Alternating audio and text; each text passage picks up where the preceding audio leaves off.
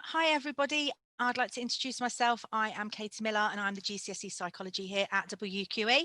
So I'm going to be giving this presentation just to tell you a little bit about the course, so the different topics that we study, how the lessons are taught and the assessment criteria. If you've got any questions, please feel free to ask those in the chat box at the end and I will answer them. Okay, so we might as well get started. So why do we do psychology? First of all, we have a lot of people who take this subject thinking that by the end of the course, they will be able to read people's minds or they'll be able to tell when people are lying. Okay, that isn't what psychology is about. Psychology is about the study of our mind and why we behave the way that we do. Okay, so in GCSE psychology, what we are trying to do is come up with different explanations for certain behaviors. So we look at things like schizophrenia. And for example, we'll try to explain the biological reason behind schizophrenia. So what is it that's occurring in the brain, in our neurochemistry, that could potentially make us schizophrenic? We also look at different explanations to explain behaviours from other perspectives, such as criminal behaviour, and suggesting that perhaps if you come from a dysfunctional family, that might be a reason why you end up becoming involved in deviant behaviour. Okay. So main thing about psychology, it's studying mind and behavior. You won't be able to read minds by the end of this course and you won't be able to tell if people are lying. Okay. So what is it that this course actually involves? So you will be taking the OCR specification in GCSE psychology, and that has specifically been picked because it really works well with the A level that we offer. Okay, the AQA A level. There is a lot of overlap in the topics. So what you learn at GCSE, if you enjoyed the course, will be a fabulous stepping stone into the A level. Okay, that will give you a good foundation. So topics that we include, there are 7 topics in total. So I'm just going to tell you a little bit about each one. So development. So in development, we look at what children are able to do at certain stages, okay, in their development. So if you were to ask a child when they're quite young about number, okay, so let's say we put some counters in front of them and the counters were equally spread out and you said to them, are these counters the same or different? Okay, they would say they were the same because they look the same.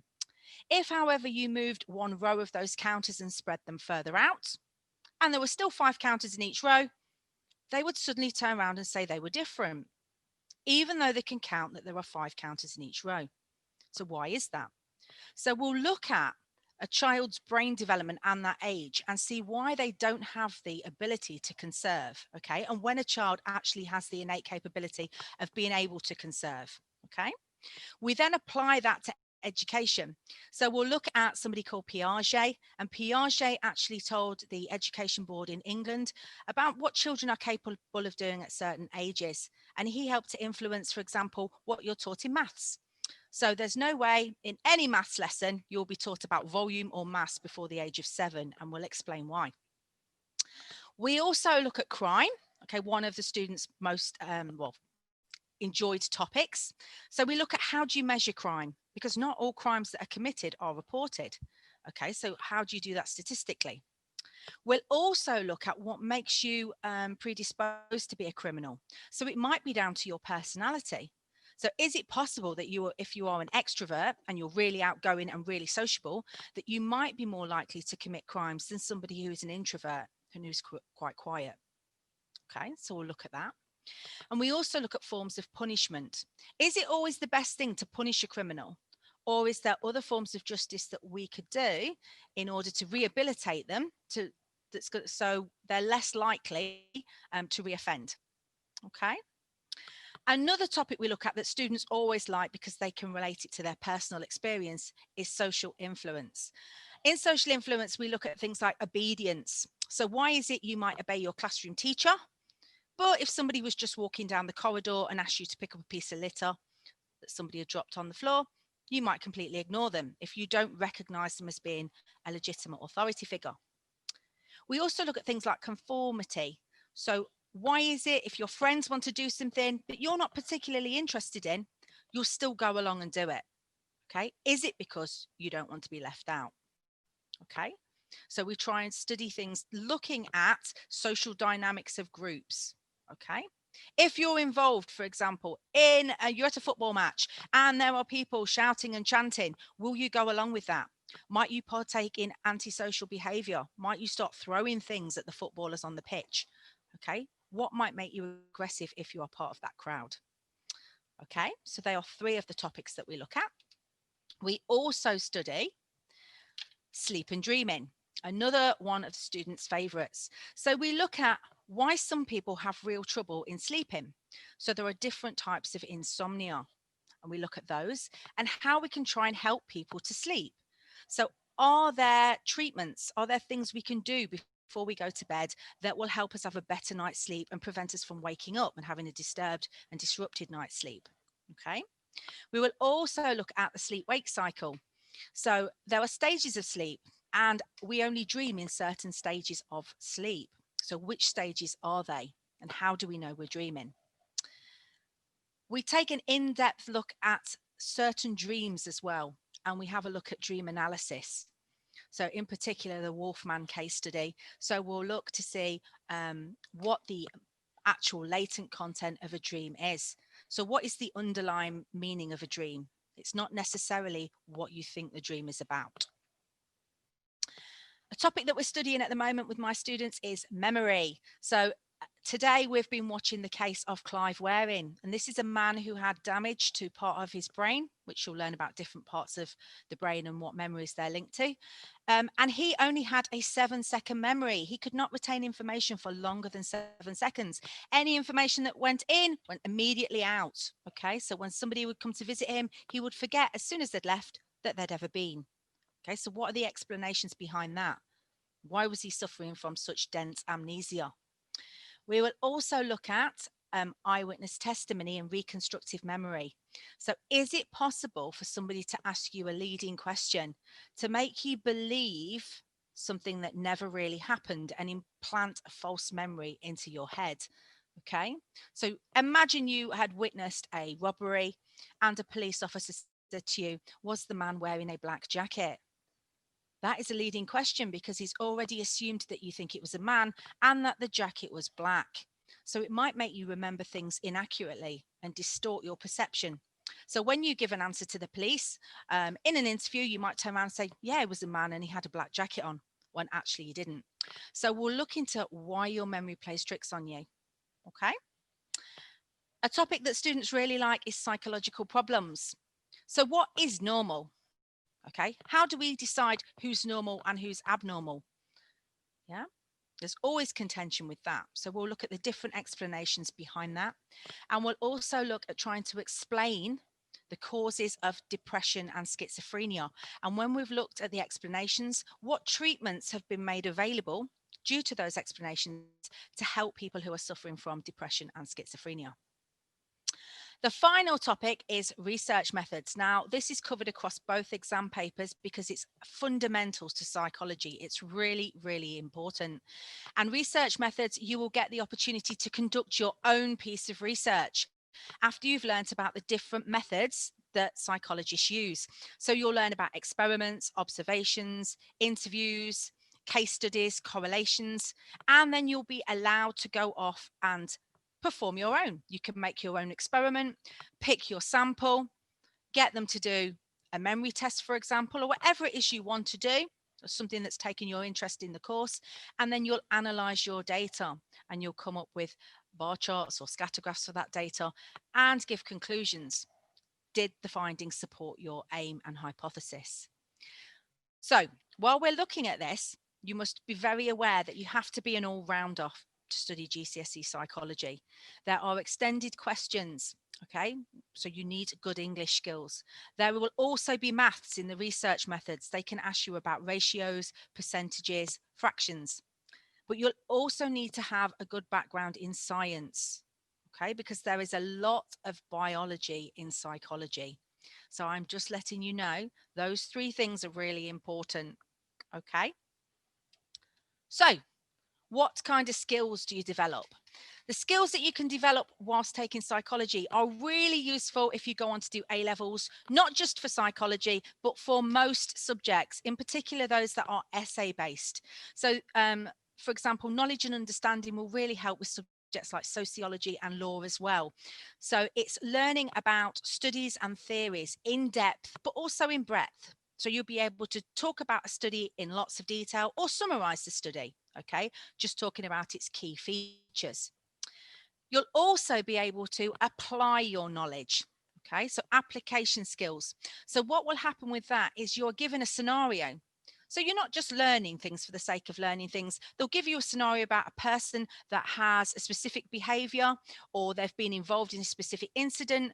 And then using your knowledge, you will explain why they're behaving in that way.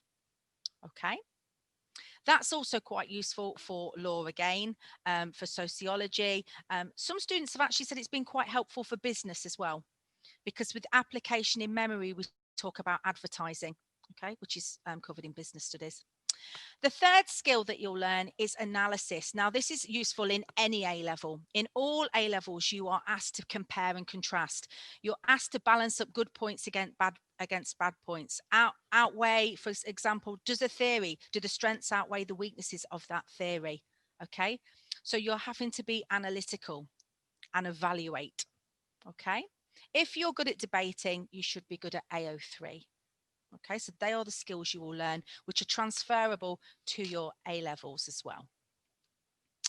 Okay, so why did we pick OCR over AQA? So I've already said it's a good platform for the A level psychology because there's a lot of overlap. In AQA psychology, you will cover social influence again, research methods, memory, depression. So several of the topics overlap. But there were other reasons that we picked OCR as well. Okay. OCR specifically lets you learn more about yourself. So the topics that we cover, when we're covering them, you'll think, oh, yeah, that's happened to me. Oh, yeah, my friend's done that. And it will suddenly trigger, okay, memories that and experiences that you may have been through. And that will then help you to explain your own behavior, okay? And also phenomenon that you see on the television. So I've put on the slide, for example, de-individuation. So sometimes you'll see people behaving in such aggressive ways when they're part of a crowd. And you'll say, how could people be like that? How can they be so violent? And when you've learned about de-individuation, you'll be able to explain that. Okay. We also picked it because of the fact you get to design your own experiments. So in the exam, they will ask you to design one. So because you've had practical experience in the class and I've let you go off and do an experiment, or you've gone off and conducted a questionnaire, okay, it's giving you the opportunity to be proactive, to take the initiative, to develop on the skills that you've learned and actually analyze your own piece of research, okay, which will definitely help you at A level. The evaluative skills, as I've just said, presenting arguments, things like the nature-nurture debate. We picked this on purpose because it's going to help you with any A level that you do. So it's a good transferable skill to have, and universities love it on your UCAS applications. And the final part, OCR tends to use more application. So anything you learn, it's not just about rote learning it to pass an exam. They want you to see how psychology has been beneficial to society. Okay, so for examples, I was just telling you about those leading questions. The idea that if somebody says to you, was it a man with a black jacket? Well, if an eyewitness gets asked a leading question and then the case goes to court and that eyewitness can be proved to be, can be proved to have a false memory, then that case can get thrown out of court because the eyewitness is not valid. They're not reliable. Okay, so a lot of psychological research has been really beneficial in helping, okay, understand certain behaviors, but in also treating people. So if we can know the causes of schizophrenia, then we can come up with medication, we can come up with counseling to help those people with schizophrenia. Okay, right then. This is just a slide that shows you an overview. So the course content is on the left hand side, and this is what I've already told you a little bit about each topic. And then on the right hand side, we've got how it is assessed. So as I said earlier, research methods is on both exam papers, okay, and each exam paper is 50% of the overall GCSE.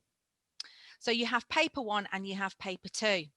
It is a minute a mark, so it's an hour and 30 minutes per paper and 90 marks. The majority of those marks are made up of short answer questions. So you might get some multiple choice, you might get some mix and match, you might get some fill in the gaps. You'll get some that are 3 or 4 marks, which allow a little more depth in your answers. So it might be something like outline a study. It might be something like outline a theory. And then there is one extended essay question on each paper, which is worth 13 marks. And that tackles those skills that I was talking about with the AO1 and the AO3. Okay, so it's 6 marks for your descriptive skills, being able to describe a study or a theory in detail. And then you get 7 marks for analysing and evaluating that, saying what's good about it and what's bad about it. Okay. So how is it taught? Important thing most people ask is how big are the classes? The classes have a maximum size of 20 students. Usually my classes over the last 2 years have had an average of about 16 per class. Okay. And in the lessons, when we are not in COVID time, okay, we have lots of different teaching methods that occur within the classroom. So there are discussions, there are quizzes, we have exam style question practice. I'll do fill in the gap activities. Sometimes there are PowerPoints. As I said today, we watched a documentary on Clive Waring. Matching activities, lots and lots of different ways of learning, okay, to keep it varied and to keep you engaged. At the start of the year, you will all receive a folder, and within that folder, you will have the activity booklets that you will use within lessons, okay, for all 7 topics. You will also receive a textbook. It is a revision textbook to supplement your learning that you'll use at home. Okay. And at the end of each topic, you will have an assessment. And that assessment will be 24 marks, just like it would be in the real exam, lasting around half an hour. Very importantly, obviously, because what we've had with COVID recently and last year's exams, your predicted results are based primarily on those end of topic tests. Okay, so they are very important with the way the world is at the moment. So that's how it is taught. We try to make the lessons engaging. I encourage discussion. I encourage people to ask questions and give their own experiences. Okay, so the last thing you need to know, the requirements. If you actually decide you would like to take GCSE Psychology, you have to get, as it says at the bottom of the screen, at least 5 GCSEs at a grade 3 or above. And we are asking for English, maths and science. Any other ones are fine, but they are 3 core ones that we need because of the extended essay in English, because of the fact they can ask you maths questions in research methods and across any of the other topics if they wanted to, and because of the high content of biopsychology on the paper. You need your science. Okay. The results from last year are also there for you. So everybody passed. Okay, but the more important percentage to look at is the fact that 63% achieved between a grade 4 and a 9. Okay. I am totally under the belief that any student who takes this can get a grade 9 because none of you have ever done it before. So you are all in exactly the same boat. You're all starting in the same position. Okay. You have highly experienced teachers to teach you, teachers who are examiners for the OCR GCSE exam board. There is no reason why you cannot get a grade 9 if you come to QE. If you put the effort in and the teacher puts the effort in, you can do it. Okay. Right. Does anybody have any questions? Let's have a look at the question and answer box. No. So that obviously means I've done a fantastic job. Okay. So if nobody has any questions, that's all from me. I hope you've enjoyed it. If you do have any questions later on, please feel free to email inquiries. Okay. Thank you for your time. Goodbye.